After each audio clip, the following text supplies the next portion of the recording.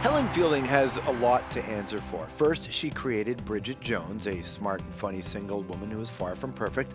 Bridget smoked too much, drank too much, you know that thing, right? Made a mess of stuff at work and was kind of luckless with men. So, how's your love life? Super. The book struck a chord. 15 million copies sold, 2 popular films starring Renee Zellweger and Hugh Grant, and him from The King's Speech. Bridget works in publishing and used to play naked in my paddling pool.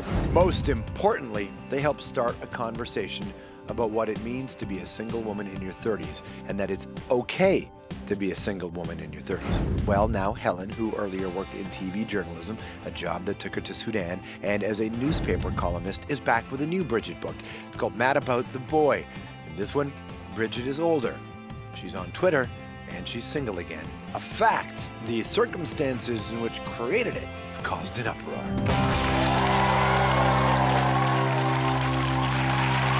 welcome to the show, Helen Fielding.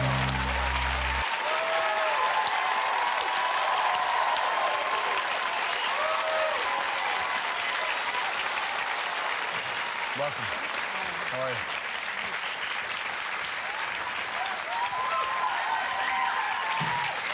Nice to see you. How are things? Good. Yeah? They're good, yeah. How does it feel to be back in the whirlwind of talking about a book?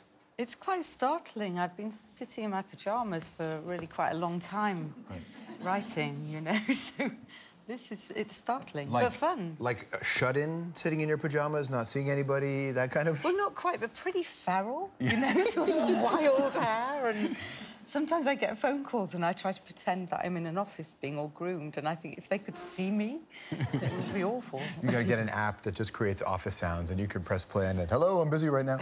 Yeah. I mean, there's obviously, there are laughs in this, but I mean, you're walking in the margins of darkness again in this one. So it's not, there's a lot of seriousness in this book.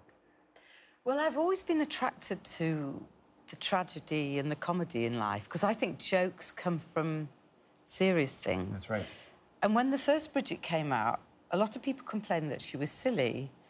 And I said, well, my first book was about a woman running a refugee camp in Africa, and nobody bought that one. Yeah. But no, I think, you know, there's light notes, there's dark notes.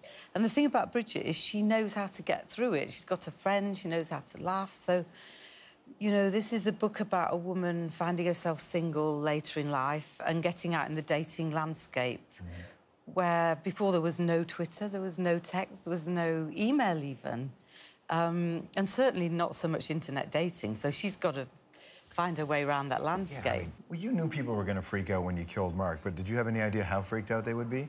I didn't know how. You know? I was sitting on my pajamas. I don't know if you know that scene in the movie when she's in her pajamas eating ice cream and watching telly. And I was watching the news and it was the Syria crisis. And then it was, Mark Darcy is dead. And I was unprepared for the level of feeling about it. The choice of death, I mean, a landmine. In the pursuit of his noble cause, Mark Darcy is a human rights lawyer. He thought it was an acceptable risk. He had small children. He went out to the Sudan to save a political prisoner, which indeed he did save them. And I won't spoil it by saying what happened, but it only emerges later in the book because Bridget has to get through it and deal with it. But there's you know, like all of us, she finds fun on the way, and her friends make her laugh and take her out, rather like taking Granny to the seaside, you know? Yeah, but I mean, that kind of death is sort of close to home for you, isn't it? For me? Yeah, if I play this, let me watch this. Look at this clip here. And now, if I may, to what, for all of us on this week, has overshadowed the making of that report. The team had finished filming and was on its way out of the rebel area on the route home. They were driving along a dirt road when one of their vehicles was blown up by a landmine. Alan Stewart, the producer, was killed in the explosion. So, Where Hunger is a Weapon is this show. You were a researcher on that show? Mm-hmm. And that producer met a fate. It was so tragic, that story, and you worked on that particular story. That's why when I was reading this, I thought, oh, my God, this is something that she really knows about. Yeah, I used to... I was a journalist. And I did... Yes, I worked in the Sudan a lot, but that did happen. They'd actually left me behind at the border because I was a girl, which I was kind of cross about. and then they didn't come back. And it's funny, I knew something had happened. We were camping, I was camping in the aid agency grounds, and I just got up and got dressed like the girl guide that I am and waited, and then they came back, and indeed Alan had been killed. So I do know about the hard things that happen in life, but what fascinates me is the way that that coexists with humour. Sometimes it's black humour.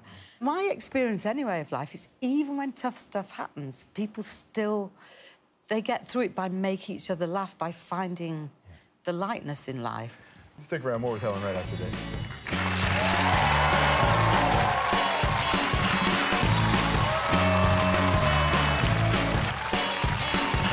You may remember this scene from Bridget Jones. Actually inspired by something that happened to Helen. Something embarrassing. Maybe something involving Prince William. We'll find out what it was next.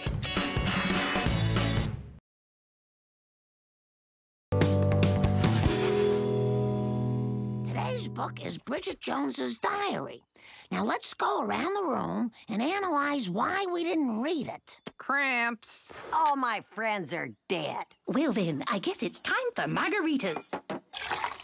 Well, I wish someone had read the book since I did invite the author, Helen Fielding. Oh, never mind. As long as they all bought the book, I'll still get the money. Besides, most Americans can't understand the sophisticated subtlety of British humour.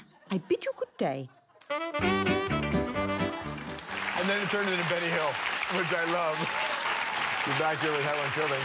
We've got the new one, Mad About the Boy. So the fundamental difference between a 25-year-old person in the dating scene now and somebody who had been 25 when we might have been 25 is hookup culture, apps like Down, Tinder, or Grindr. If you're gay, there are so many. The technology has really helped them. Yeah. In a way that it wouldn't have. And I mean, what do you make of what the literature might be in 20 years about human interaction because of their new reality? I find as a writer that it's just another thing to shop for if you're not careful. So there's, OK, I want a kettle. I'm going to go on John Lewis. OK, I need a dress. I'm going to go and put one in my basket. And then, I'll go and look at cute people on, OK Cupid. And then you go back to the dress and then you think, but it hasn't winked back at me, and I put it in my basket. Right. And it's quite easy to get all your different online things that you'd like mixed up. And you have to remember that some of them are not items of clothing. Right. Or kitchen implements. They're people. Right. I think that's the crucial divide that you have to But I wonder if we have the intellectual and emotional capacity to truly separate the mechanics of both. We're humans, we just adapt. So if all we know is how to add to a cart, it's the same thing when you're just adding someone to a cart. That we may not even know how to treat them like human beings, or at least expect the humanity in return. Because it's true, if you send somebody a like and they don't like you back, you're properly devastated. Yeah, it's hurtful, but to them it's probably like one night they just felt a bit lonely, and it's like going into a sweetie shop thinking, there's these nice people and I'll like them all, and then they just go off and do something else and completely forget about it. All right, anthropology time. Prince William, Prince Harry, or Prince? Well, definitely Prince... well, it depends what you're doing with them. That's really up to you, Helen. I mean, if I was going to dance to one of their songs, I would go for Little Red Corvette. Right, as you should. If I was going to take him to a party and pretend that he was my nephew for a moment, I would take Prince Harry. Prince William I have a particular affection for because I was actually a reporter like Bridget, in the movie The Fireman's Pole, the Now Back to the Studio. I did that only with the birth of Prince William. So I was standing there and it was live and they forgot to cue me. So, of course, I was going like this for ages. And then someone went, go, go, go, go, go. And I went, the baby hasn't been born yet, but it's all very exciting. Now back to the studio. That's amazing. That's the worst feeling in the world, isn't it? All right. Is the Rolling Stones adage the old, if you can't always get what you want, but if you try sometimes, you just might find you get what you need? Is that what Bridget Jones is learning and what you're learning and we learn as we get older? I think so. I think so, and I think it's also true that you have to play with the cards you're dealt. So it's a question of you never match up to how you think you're supposed to be. There's always that gap. and life never turns out like you expect it to be.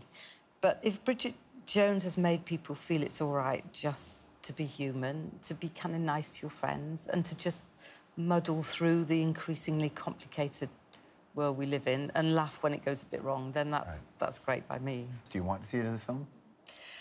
I think between Hugh Grant, Colin Firth, the younger man, and Mr. Wallaker, there could be a sort of perfect storm of really hot men. So I'd like to at least go to the casting. Helen Fielding, everybody. Bridget Jones, Mad About the Boys in the book. We'll be right back.